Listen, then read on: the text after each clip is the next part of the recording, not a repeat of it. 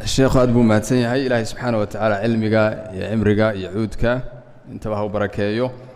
إننا علمي سينقوا أنفعوا سؤاشا وسؤال بدن صور نقطي بريهنا أدلو قاضي سائلك سوق روح لي قدنينك قبلها دينة إسلامكم حاجة قبتها سؤاشا أفريطمناد سائلك سوق روح لي هاي قف مسلمة أو مساجد كأكتيسة jooga aadaankii uu ku baxayo shanta waqtiba muslimna sheeganaya aadaankiina shanta waqtiba uu ku baxayo masaajidkiina aan soo ajiibaynin qofka muslim la oran karaa su'aasha 15aad sa'ilka soo qoray wuxuu leeyahay iyadoo la heli karayo dhakhtar nin ah waxa la yiraahdaa dhakhtar dumar iyadoo la heli karayo gabadhu ma u tagi kartaa dhakhtar raga su-aasha xigta saailka soo qoray wuxuu leeyahay waxaa dhacdaa in iyadoo aan meher kuba dhicin tahniyada la sii qadimo oo meelaha la isu soo dhigo oo ma aragtay laga sii hordhaco arrintaas iyadana shariicadu maxay ka qabtaa su-aasha 17aad wuxuu yidhi saailka soo qoray waxaynu ogsoonahay qabyaaladdu inay Soomaalida aad u dhex gashay heer ay gaadhay dadka qaarkood in xuquuqdoodii aasaasiga ahaa la lumiyo oo la yiraahdo lagama guursan karo looma guurin karayo wax la mid ah sheekh maxaad ka oran lahayd iyadana masalada ee aad ka dhiiban lahayd waa tala soo jeedin su'aasha qaybteena saddexaad ugu dambaysa ee 18aad saailka soo qoray wuxuu leeyahay qof muslima oo aan weligii diinta islaamka barashadeeda u dhaqaaqin awoodayo inuu barto aan kuna tala jirin qofkaas maxaa lagu tilmaami karaa sheekh maxamed alxamdulilah gudniinkan dumarka runtii waa la soo celceliyaa inta badanna hay-adaha iyo maamulada ama xukuumadaha soo celiya waxaanaynu odhan karnaa malaha waxa dabada ka riixaya ummado kale oo ilaa sida ay doonayaan in loo soo dhigo ama la waafajiyo aan ka hadhayn markay taa caynkaa tahay midka waajibka ah waxa weeyaan shareecadu waxa sida ay dhigayso inuu qofka muslimka ay tixgeliyo waxa wax lagu salaynayaana waa masalada diinta waxa ay ka qabto sidaynu ogsoonnahay nusuustana qof waliba ama daliiladana inuu iska fasiro maaha oo marka daliilka la fahmayo la fasirayo aqoon buu u baahan yahay iyo aaliya waanu qofku yaqaano funuuntii loo adeegsanayay naska iyo daliilka marka istinbaad lagu samaynayo ama laga soo saarayo xukum sharciya uu ka mid yahay usuul fiqigi iyo daliilada sida loo jamciyo loo wada akhriyo iyo maraatib al-adilla daliiladu sida u kala miisaan badan yihiin قاعد سكارك سقف عامي هو أنتم نسكي قاتل أنكو دون أجيدية والقول على الله بغير علم وقفك يا إلهي كشيء وحانوا أقانوا لهاينا والدنبيا ذي كم تواوين سلا علماء الإسلام كأد بوجهدلين كتب تشراح ذي مذاهب توي كهدلين مرك الله يسكت صوروريا لبا قول بيلي لبا ذا قول مذوي حوين واجب هاي gudniinka yar sunniga ah kii fircauniga lama hayo xaraan waa dambi kaas gudniinka yar khafiifka ah ee waxa yar kooban laga farsameeyo xubinka hablaha inuu faral yahay bay qabaan qayb ka midihina waxay leeyihiin waa sunnahana in la fuliyo ayaa fiicnay hadduu qofku fulin waayana dambi kuma dhicin labada qowlun bay ku soo urursan yihiin laakiin qowl yiri waa xaraan iyo waa dembi iyo waa la joojinayaa ma jiro isagu marka labada arrimood miduun ayuun baa la yeeri doonaa insha Allah su'aashan kale ahayd qof waa nin weeye gurigiisa uu ku dhow yahay masjidka uu ku dhow yahay oo salaadihii jamaca aan imanaynin isagoo oo wax cudur daar aan lahayn islaamnimadiisu waa caynka muslim miyuu yahay horta kol haddii aanu lahayn jamci inkirsanayn oonu diidanayn caajis uu yahay oo qof cajsi hayo iyo wahsi uu hayo ma gaaloobayo oo qofkani qof gaala noqon maayo salaadiisina ma burayso waa ansaxaysa laakiin dembi buu ku dhacay oo waajibaadkii salaadu ay lahayd mid ka mid ah ayaa uu ka tegey waayo culimmada islaamka qayb baa waxay qabaan salaadu inaanay ka ansaxaynin kol haddaad jamca gaadhi karayso oonad cudurdaar lahayn ilaa aad jamca ku tukato laakiin intooda badan waxay leeyihin jamcu waa farad marka faral buu qofkaasi ka tegey farnimada waxaa muujinaya nebigu sala allahu calayhi wasalam dee ninkii indhoolaha uu fasixi waayey indhoolaale waxaan ka cabsanayaa bahalahay qaniinaya jamcii miyaan imanaya kaalay buu nebigu meesha indhoole la sii dayn waayey ka war waxaa u daliila nebigu wuxuu tamaniyey dadka jamca ka hadhaya intuu xaafadahooda ugu tago inuu ku gubo guriga inaan ku gubaabaan jeclaystee buuli salaadana cid kale u diraan idhaa ina sii tuki waa arrin adag nebiyuraxma nebigii naxariista shayga uu leeyahay qof baan ku gubi lahaa waa arrin aan sahlanayn iskuna fadli ma aha 720 darajuu ka horeeyaa qofka masjidka iyo jamaca la tukanaya qofka guriga ku tukanaya marka xaawalaydu ha soo toosiyaan raggooda guriga ku habsaamaya dhalinyaradu ha soo toosiyaan wiilal iyo gabdhaba raggu ha yimaadaan jamaca waa farad waa salaadaha faralka weey salaadaha sunnaha guriga waa in qayb laga siiyaa oo salaatu leylkii iyo salaatu duxadii iyo rawaatibtii salaadaha raacayay iyo guriga waa in qayb la siiyaa naxariista ku soo degaysa goobta salaada loo badinayo laakiin salaada faradka xukunkeedu waa caynka su-aasha kale odhanaysa ruuxa dumarka ah iyadiioo markay xanuunsato iyadiioo heli karaysa ruux dumarahoo ugu filan daaweynteeda nin miyay u tegi kartaa dhakhtara maya in ruuxa dumara jidhkeeda nin ajnabi u eego waa daruuro baahi adag baa keentay dee kol haddii aanay baahidii jirin maxaa laga doonayaa xaaraantinimadiibuu xukunku baaqi ahaanayaa xaaraantinimadii aan jidhkeeda qofkan ajnabiga eegi karaynin ayaa oolaysa halkaasoo jiraysa waxay maalan haysataa dabiibad ama dhakhtarad ugu filan xanuunkeeda inay ka dawayso jidhkeeda eegto la taliso way heli karaysa marka inay tidhaahdo ma anigoo dumaraa dumar waxii sheegaya oo ay saluugto waa arrin qalad ah xalaalna u noqon mayso inay dhakhtarka u tagto dhakhtarka waxay u tagi karaysaa marka ama ruux dumara ay weydo ama waxba ay uga qaban kari waayaan dumarku ee awooddooda ay ka baxdo wartaasee xalaal u noqonayso su-aasha kale iyaduna odhanaysa tahniyadda in la horraysiiyo ma saxbaa oo labadii qof oo aan weli ismehersanin la isku hambaleeyo ama iyaguba ay sambaleeyaan amaba isku dhegdhegaan ay sawiraan ama isdhundhunkadaan ama isdhex galaan aynu nidhaahnay horta tahniyaddu wakhtigeedu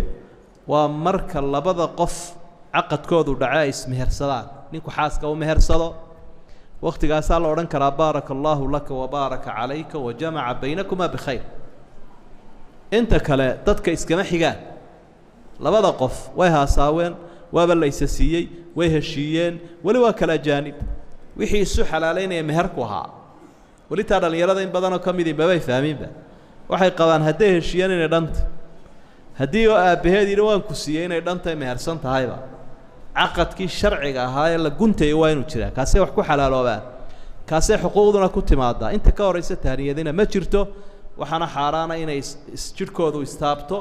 iyo inay isla gooni noqdaan ee meel isla galaan iyo inay u wada dhaqmaan nin iyo xaaskii waa xaaraan marka aada uga feejignaadaan dhallinyaradu su-aashan kale iyadu waa iska wacyigelinun qabyaaladda sida xun loo isticmaalayo ee dadka qaarkoodna lagu takoorayo qaarkoodna lagu xaqirayo waxay ka mid tahay un cudurradeenna waaweyne bulshadeenna haysta ee la doonayo culimmadu inay dadka ka suuliyaan ama ka waaniyaan madaxda maalqabeenka acyaanta rijaalulqabaa'ilkuna ay ka mid yihiin ragga qabaa'ilku ummaddani waxay macno ku leedahay ummadnimada laakiin marka la iskala guro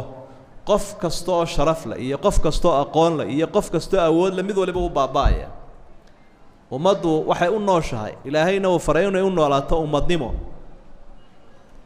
ummadnimadaasi marka la kala furfuro qof walba halkiisa cadowgiyo shaydaanku ay ka helayaan marka waa xaaraan waa dembi qofka qolo uu yahay daraaddeed in la yidhaahdo lagama guursanayo ama inantaa lama guursan karo ama wuxuu gowracaa waa bakti ama waa laangaab ama waa gun ama waa midgaan waa dembiyaday ka mid tahay markaad ereygaa tidhaahdo quluubta ummad dhan baad dhaawacaysa sidaa daraaddeed ilaahay agtiisa waxaa laga yaabaa inaad cadho ka mutaysato inaad ka toobad keentaana waa waajib raaligelina ka bixiso marka waa arrimaha inoo yaalla sidaynu u suulin lahayn aynu uga hortegi lahayn si aynu horumar u gaadhno haddii kale halkii aynu taagnayn baynu hoos uga sii soconaynaa adduun iyo aakhirana waxay nagu dhacaya runtii dibdhac weyn su-aasha kalena waxay ahayd qof muslimahoon diintiisa waxba ka baranayn dee waajib buu ka tegey waa dembiile cilmigu waa laba qaybood cilmi barashadiisu kifaaye ay tahy oo dadka qaarkood lagu leeyahy iyo cilmi barashadiisu ay caynito qof walba lagu leeyahy cilmiga barashadiisa qof walba lagu leeyahay ee cayniga ahay waxa weeye ka cibaadooyinkiisu ay kaga ansaxayso ama xuquuqda lagu leeyahay uu ku fulinayo talan cilmiga salaada soonka sakada xajka xaqa adiga iyo xaaska idin dhaxeeya mucaamalaadka markaad shaqaysanayso wixii wax kaaga ansaxaya cilmiga noocaasa ee shaqooyinkaaga iyo la dhaqanka xidhiidhka adiga iyo ilaahay idin dhaxeeya xidhiidhka adiga iyo ummadda idin dhaxeeya cilmiga inaad barataa waa farad ma laa yatimu alwaajibu ilaa bihi fahuwa waajib shayga aanu waajibkayna saarani dhammaystirmaynin ilaa isaga la helo isna waa waajib marka cibaadada kugu waajibkaa cilmigeeduna waa waajib haddii kale cibaadadii baan ansaxayn ninbaa halkaa ku tukaday nebiga sala allahu calayhi wasalam masjidkiisi nebigu wuxuu lehay salaadiba kaama ansixinba waa kii ku celiyey 3 jeer ninkii loo yaqaanay musii'u salaati salaadiisa xumaynayay markaa dee adigana waxaa lagu odhan karaa salaaddii kaamay ansixin soomkii kaamuu ansixin sakadii kaamay ansixin rasuulku sala allahu calayhi wasalam wuxuu lehy dalabu alcilmi fariidatun calaa kulli muslim qofka muslimka ah inuu cilmiga barto waa farad calaa kulli muslimin wa muslima riwaayinka qaarkood baa muslima ku daraysa inuu qofka muslimkaa cilmigaa barto oo uu raadiyo wax kaga ansaxayaana caynigaa waa farad markaa ha odhani weligaa waan tukan jiray weligaa baan kaa yeeli jiray weligaa baan saas soo samayn jiray waa sax khayr baad soo waday allah ka aqbalo laakiin inaad wax korostaa waa daruuri marka cilmi badan baa masaajidka ka socdaa idaacadaha ka socdaa ku jira meelahan wax lagu duubo qof walowba waa inaad culimada la tashatay oo aad tidhaahdo dee waxaasaan wadaayo bal hadda qiyaas maxaa iga dhiman wixii kaa dhimanna aad dhaqso u dhammaystirto wallahu aclam waa mahadsan yahay sheekhu ilaahay subxaanahu watacaala miisaanka xasanaadka u saaro waxaynu insha allahu tacaala maraynaa su-aalaha qeybtii ugu dambeysay su-aasha 9 iyo 10aad wuxuu leeyahay saa-iilka soo qoray shirabaadada ma la masixi karaa sheekh wakhtiga weysada oo arkuu qofku ka meedhi lahaa cagaha isagoo shirabaadadiisa xidhan ma masixi karaa su-aasha 20aad saa-iilka soo qoray wuxuu leeyahay waxaa jira sheekh baryahan dambe dad hadal ka keena madaahibta fiqiga islaamiga ah madhab imaam shaafici iyo imaam axmed iyo abu xaniife iyo aimada kale marka arrintaas maxaa dadka noocaasi kula talineed mase bannaan tahay qofku madhab gaar oo madaahibta fiqiga ka mid ah inuu yidhaahdo waan raacayaa su-aasha 21aad saa-iilka soo qoray wuxuu leeyahay waxaa jira iyaguna dad mulxidiina oo badan oo xataa soomaaliya ay ku jiraan oo diinlaawayaala oo ilaah ma jiro qaarkood ay gaadheen walciyaadu billaah maxaa nagala gudboon buu le ninkaasi haddaanu anagu nahay dadkii ducaadda ahaa inaanu ku wajahno su-aasha 22aad saa-iilka soo qoray wuxuu leeyahay sheekh shirkad baan ka shaqeeyaa waxaan doonaya shaqada inaan ka tago booskii shaqadaas cid kale ma ka kirayn karaa amaba ma ka iibin karaa su-aasha 23aad saa-iilka soo qoray wuxuu leeyahay sheekh guryo dhaxala oo aan weli la dhaxlin oo aan la qaybsanin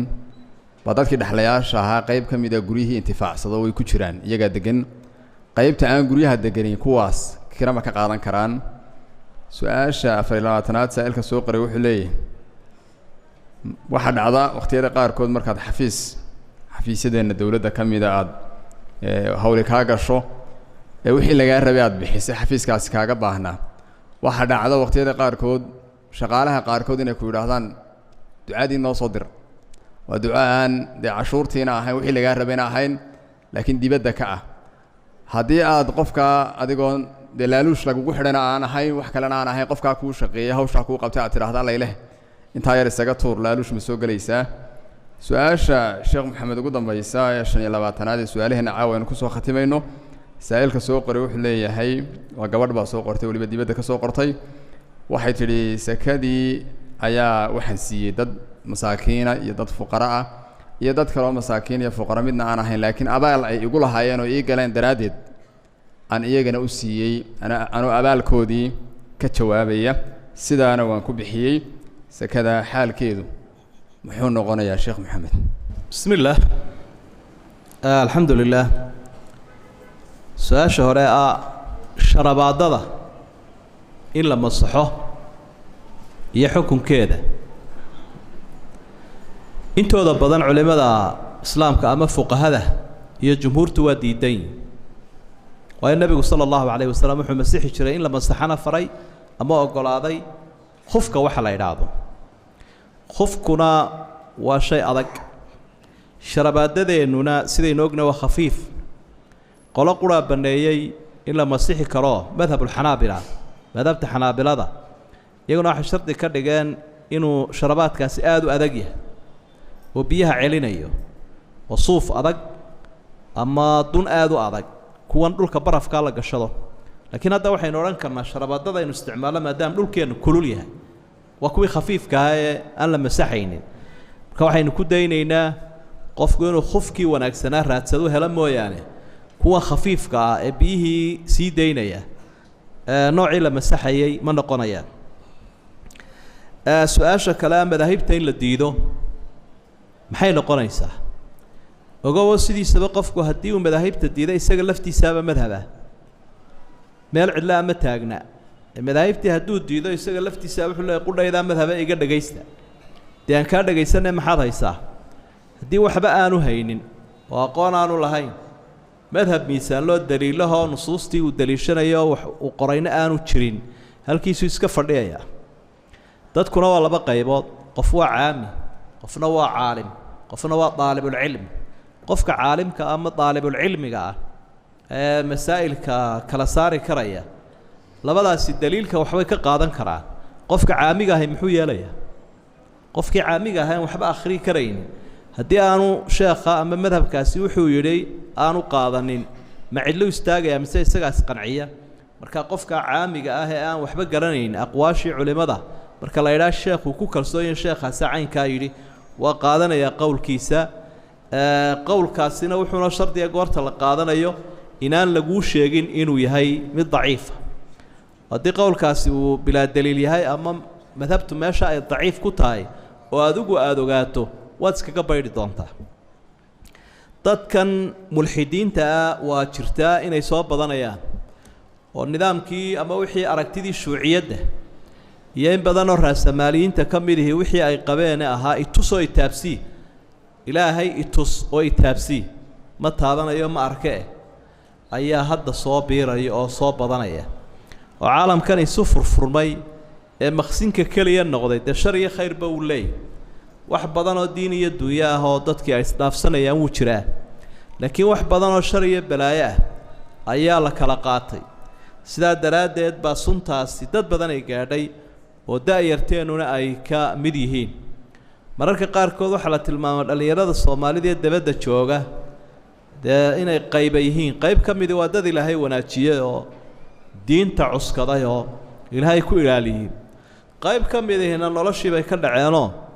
waa kuwa daroogada iibinaya qayb baa jirta iyagu mutacalimiina oo gaalada aada ula dhaqmay oo akaadiminiyo meelo sare aqoonta ka gaadhay shahaadooyin waaweyn qaatay kuwaasi in badan oo ka midihi waxay khatar u yihiin ama qaarkoodba ay u badan yihiinba inay qaataan nidaamka mulxidnimada itus oo itaabsiiya waa nasiib darro dadka qaarkood ku dhacday doorkeennu waxa weeye haddii la yahay madaxda iyo waalidka iyo saaxiibbada iyo culimmada dee inaan loo kala hadhine dadkaa la badbaadiyo waa qof ehelkaaga waa qof ummaddaada ahaan jiray hadhow waxaa laga yaabaa isagoo sunaysan intuu kuu yimaado in dhakada lagaa saaro oo la yidhaahdo kana aqoon-yahana kana indheergarada kana wax badan soo tijaabiyey meesha madax buu ka noqonayaa dee mulxid madax kuu noqday kuguna abtirsimadaadiina bal ka sheekee dhana la dhanaad isaga gaalkiina dee waa ku daba jiraa oo xagga dambe ayuu isna kaga jiraa dalka in yar baaba lagu bedeli karayaaba 10 nin oo mulxidiintaasi hadday meel qabsadaan gaalkiina daba taagan yahay iyo yuhuudi iyo wixii balaayooyinkii waxa laga yaabaa dalkuba inuu si dhib yar khatar u gali karo marka in diinta ilaahay loogu yeedho in culimada aqoonta u leh baabkan ay la doodaan oo la qanciyo haddii uu qanci waayana in dadweynaha looga digo oo loo sheego si fitnadiisa aanu ummadda u gaarsiinin su-aasha kale ahayd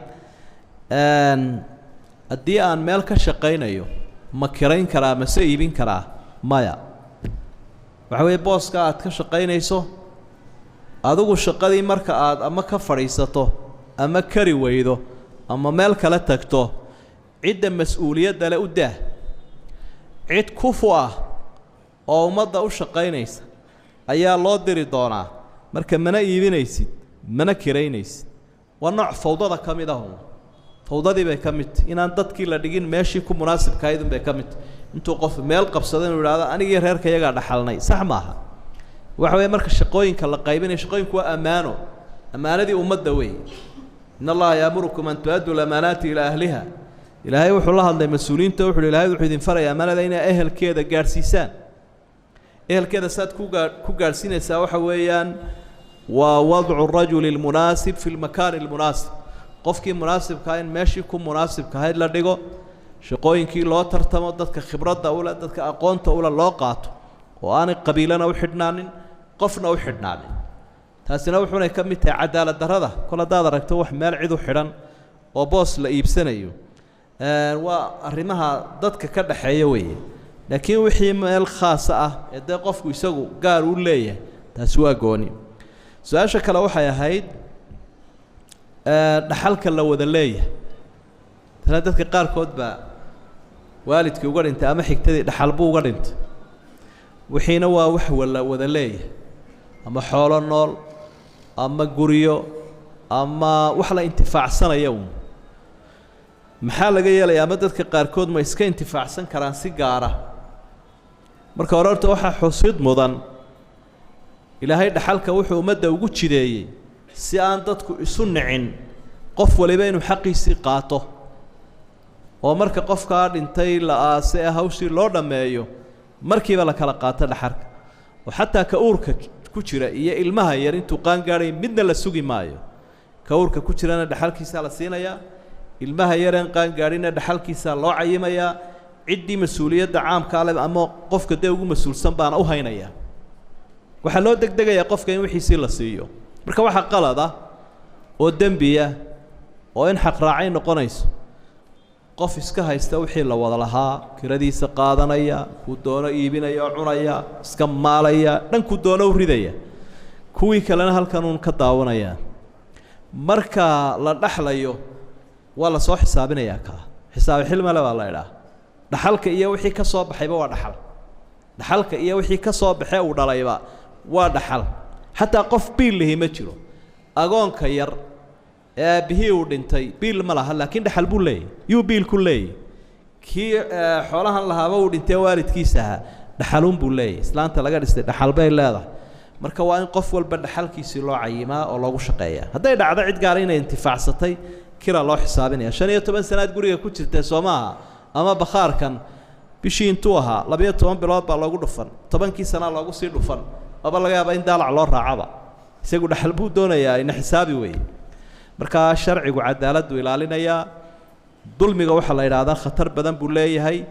xoog iyo xiniina waxba kuma socdaan marka dhaxalka wixii ka soo baxay isaguna waa dhaxal weeye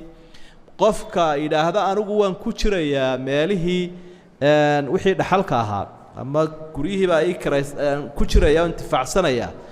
waa in lagu heshiiyaa in isaga laga kireeyo ila waa shuraako iminka haddaynu shuraako nahay 10 qof baynu mesela shirkad ku leenahay saamileeya shuraako ku nahay miyuu qof bakhaar aynu wada leenahay iska qabsan karaa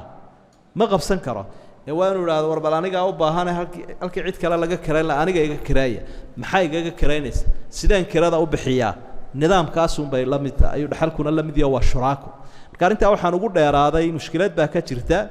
dadka had iyo jeer waaweyn ama nin odhanaya reerka aniga u odaya halkii aabbaan ku jiraa edab yeesho iga aamusa kaasaa iska liqayaba wixii maatida kale lahayd oo ku xalaashanaya iga aamusada marka waa la xisaabinaya maalinta la dhaxlaya waa la xisaabinaya agoontu waxba kama dayn karaan qofka waalanina waxba kama dayn karo ama maskaxda wax uga dhiman yihiin laakiin dadka waaweyn ee qaangaarka iyaga waa loo weydiin 10 sanadood buu hebel gurigan iska haystay ama xoolahan maalaye intaas wixii ku baxay noqday ma ka daynaysaan mise waa la idin xisaabiyaa ikhtiyaarkay leeyahay haday yiraahdaan waa ka daynaa waa ka dhacaya haddii laakiin ay yidhahdaan ha nologu shubo waa loogu shubaya taana saasaynu ayaynu markaa xukunka sharciga saasuu noqonaya su-aashan kale ah qof u shaqaynaya dowladda ama xukuumadda ama hay-adaha maamulka in markuu hawshii u taalay bulshada uu u qabto inuu uu dhammeeyo inuu yidhaahdo ducaydhib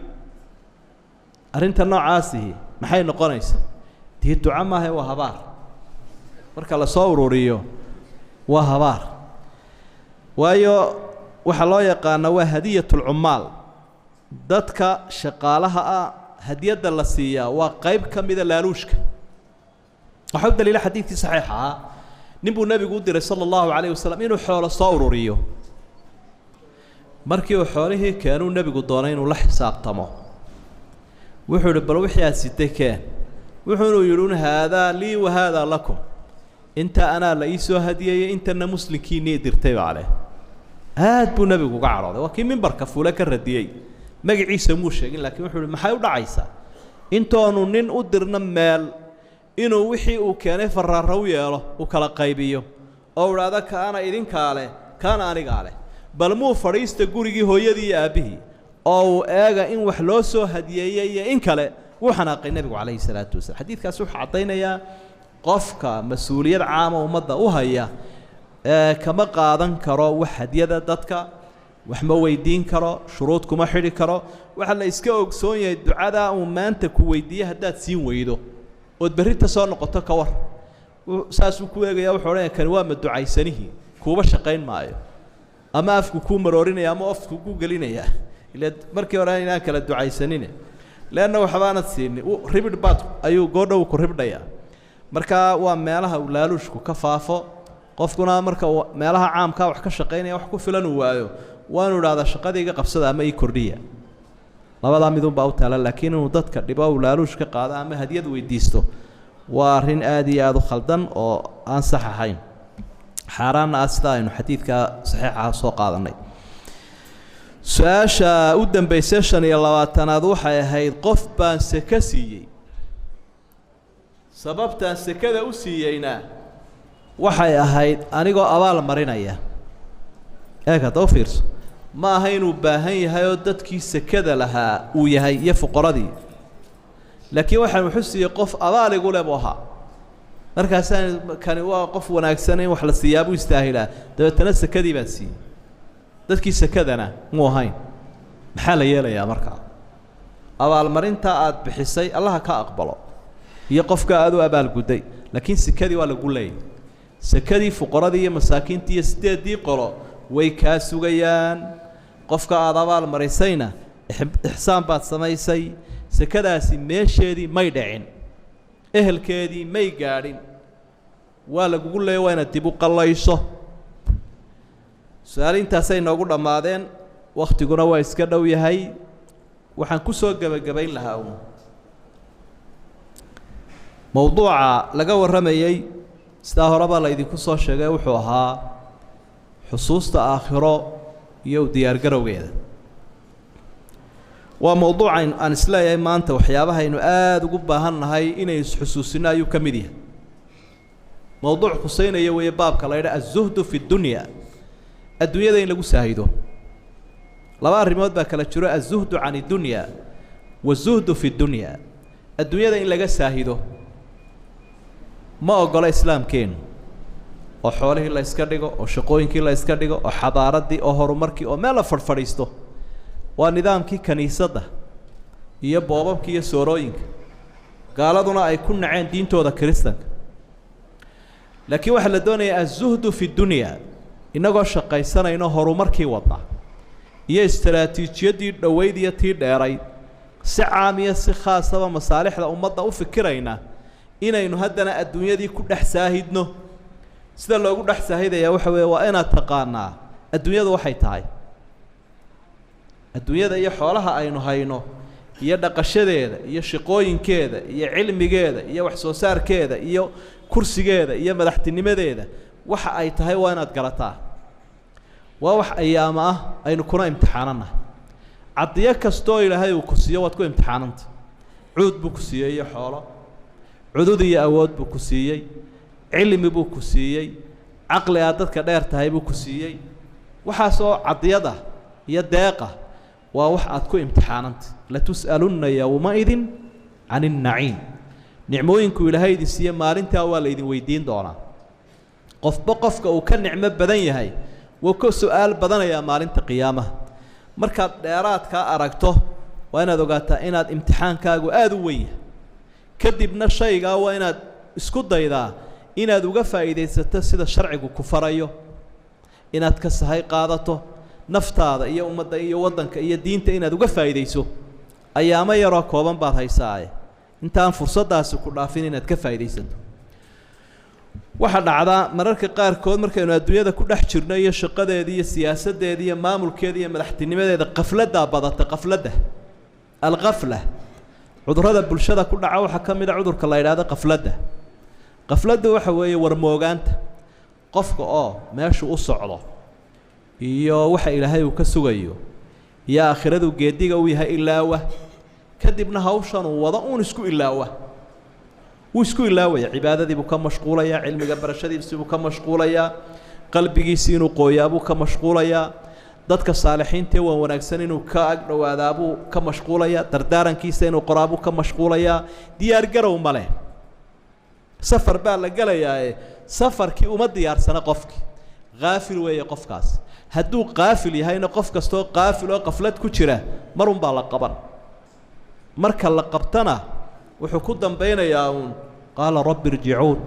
lacallii acmalu saalixan fiima taraktu kalaa inahaa kalimatun huwa qaa'iluhaa qaala kalaa inahaa kalimatun huwa qaa'iluhaa marka la qabto nin weyni wadkii waa yaqaanaa ayuunbuu leeya ilaaha i celi wixii aan ku gaboodfalay ee aan ka faa'iidaysan waa ilaahw aan soo sameeyo aan sadaqo bixiyo aan dacwaddii faafiyo aan wanaaggii faro aan toobad keeno ilaahw ii kaadi ilaahayna wuxuu ihi ha ka yaabin mar hadday kaa soo dhammaato wakhtigaagii aad qaadatay kuuma kaadinayo marka walaalayaal waxaynu leenahay sidaa uu nebigu ina baray sala allahu calayhi wasalam innagoo hawlaheenna wadana alaabtuna haynoo xidhxidhnaato waxaad ka soo qaadaa un qof intuu deegaankiisii ka yimi doonayo inuu ku noqdo halkanna usoo yaro shaqo tegey oo ayaama joogaya oo ka noqonaya qofkaasi wuxuu isku dayaa inuu halkan aanu rar dhiganin iskuna ilaawin alaabtuna u xidhxidhan tahay wixii uu u yimidna ka muraadsado ka dhammaysto adduunyada waa noocaas oo kale marka waxaynu isxusuusinaynaa dhammaanteen inaynaan ilaawin maalinka rumayntiisa aynu rumaynaynaa arkaanta iimaanka uu ka mid yahay aliimaanu bilyowmi alaakhir muxuu arkaanta iimaanka loogu daray rumaynta aakhiro waxaa loogu daray inay dadku xusuusnaadaan qofka maalintaa qiyaamaha xusuusan intuu isa soo taago inuu ilaahay is hortaagi doono iyadoo aanu reerkiisii la socon iyada oo maalkiisii aanu la socon iyadoo dowladdiisii aanay la soconin isagoo keliya amaam allah inuu ilaahay isa soo hortaagayo qofka aaminsan camalkiisiina halkan loo soo dhigayo naartiina ay halkan tahay qofkaasi ciyaari maayo nolosha ku ciyaari maayo qofkaasi dulmi wax ku cuni maayo qofkaasi dad ku xadgudbi maayo qofkaasi cadaalad darro samayn maayo qofkaa tudhaalaha ku badan mar hadduu ogsoon yahay in miisaan waxa la isu saarayaa uu jiro oo ilaahay la is hortaagayo naftiisu u tudhanaya ummaddu ayuu u tudhayaa wuxuu u tudhayaa xayawaanku u tudhayaa tudhaalaha iyo naxariista qofkaa ku badan markaa arrintaasaynu aada isu xusuusinaynaa aadna u adkaynaynaa hawlaheennana aynu wadanno waxay waayahuna xagga dambe ku dambeeyaan aakhiru war jiraa nin baa odhan jiray aakhiru war jiraa waa run 112 aayadood baa aakhiro ka warramaya oo intuu ilaahay adduunyada ka digo ayuu aakhirana inagu baraarujinayaa adduunyada qur-aanku inaguma waaniyo iyo shaqaysta way yaryiin aayadaha ka warramaya inuu qofku adduunyada wax ka qabsado laakiin aakhira in loo shaqaystaaba aad u badan adduunyada innaga iskaga buuxsan aakhirana waynu ilowsannahay waxaynu cawaamilka waxyaabaha caqabada iyo cawaamilka ah ee aakhiro inay ilowsiinayaaba aad u badan naftiibaa kowwa shaydaankiibaa taagan gaalkiibaa taagan balaayo dhan oo isxambaara ayaa aakhiro ku ilowsiinaya markaa aynu iska diyaar garowno qofkii xuquuq lagu leeyahay maanta siduu nabigu sheegay sala allahu calayhi wasalam ha isa safeeyo xuquuqa ummadda ay leedahay dad ka qaadatay isa safee haddii qof xaq kugu leeyahay iska safee intaana diinaar iyo dirham waayin buu nabigu leeyahay sala allahu calayhi wasalam intaanaad adigoo faranbaran ilaahay hortegin maantaad waxaysaaye ka gaadhsii balo fiirsan nabiga calayhi salaatu wasalaam maalin buu salaadii dadka tukiyey intuu booday nebigu ayaa safafkii uu sidaa u jiiday iyadoo dadkii wada arkayo tasbiixdii iyo istighfaartiiba aanu gelinba mudduu maqnaa markii dambuu soo noqday dadkii oo yaabay oo yidhi war talow maxaasaskiisii iyo ciyaalkiibaa cidi dhimatay balaayadan dhacdee nebiga loo sheega waa maxay wulla hadda wuxuu yidhi wax kale may dhicine in yaroo saka ah oo dahaba aqalka taalayoo waxaan u degdegay inaan idhaahdo dhaqso u qaybiya iyo fuqarada iyo masaakiinta gabalku uga dhicin bal ka waran siduu nebigu calayhi salaatu wasalaam dadka xuquuqdooda ugu degdegayo innaguna halkaynu maraynaa naftaada qiyaas markaad wacdiga dhagaysato intaasumaan sii raacin lahaa ilaahayna waxaan ka baryayaa waxaynu isu sheegayno inuu inaga dhigo kuwa weeleeya oo ku dhaqma oo ilaahayna ka abaalmariyo wajazaakum allahu khayran wahada ma aquluhu waastaqfiru allah والسلام عليكم ورحمة الله وبركاته. وعليكم السلام ورحمة الله وبركاته. إلهي سبحانه وتعالى شيخ كاباليو ونود عيننا إلهي سبحانه وتعالى شيخ عمر دير عباد الصوبان إلهي سبحانه وتعالى هسيو runtii ummadda meel weyn buu ugu jiraaye ilaahay subxaanahu watacaala ha barakeeya duuniya aakhiraba runtii walaalayaal waxaynu intaa kusoo khatimi doonaa mowduuca qiimaha badan ee ka warramayey adduunyadan runtii liidata inaan lagu dagmin